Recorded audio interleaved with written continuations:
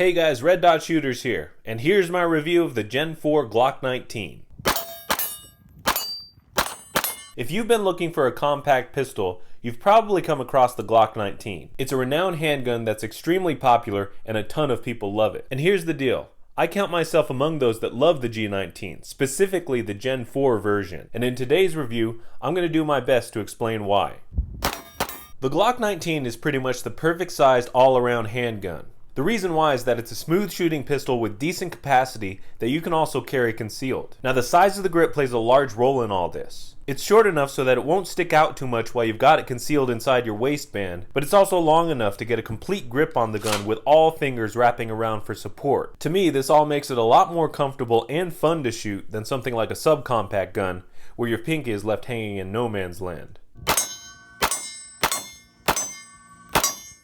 In addition to that, the slide length is a nice balance between concealability and sight radius. You can see right here how much shorter it is than my G34, and of course that's an important dimension if you plan on carrying this gun. But even though it does have that shorter slide, for some reason I've always found that the Glock 19 is a really easy gun to shoot.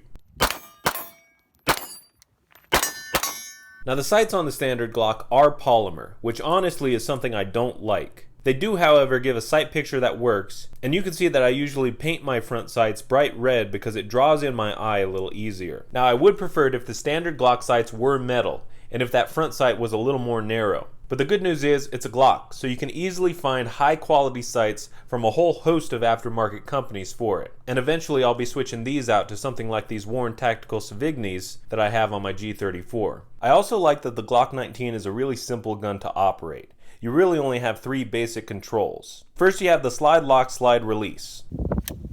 I call it both because it will do both, and for me it's in just the right spot to use without really changing my shooting grip. Second, you have the mag release. This is actually one of the reasons I like Gen 4 Glocks over other generations, and I'll talk about that more later on. But I really like it because it's large and easy to get to. And just so you know, the standard mags for the Glock 19 hold 15 rounds, but it will take Glock 17 mags, which hold 17 rounds, and the 31 rounders as well. And the third control is the trigger. Now the standard Glock trigger pull isn't bad, but even if you don't like it, there are tons of aftermarket connectors, springs, and other internals that you can use to improve it. Now like I mentioned earlier, I prefer the Gen 4 Glock 19 over the Gen 3 and the new Gen 5. Again, you get that large magazine release button, which is a big improvement over the Gen 3s. I also like the Gen 4 texturing on the grip, and for me, the extra backstraps with the beavertails are a big plus, because without them, I do get slide bite while shooting Glocks. Now my only issue with the Gen 5 Glock 19 is the magwell that they mold into the polymer.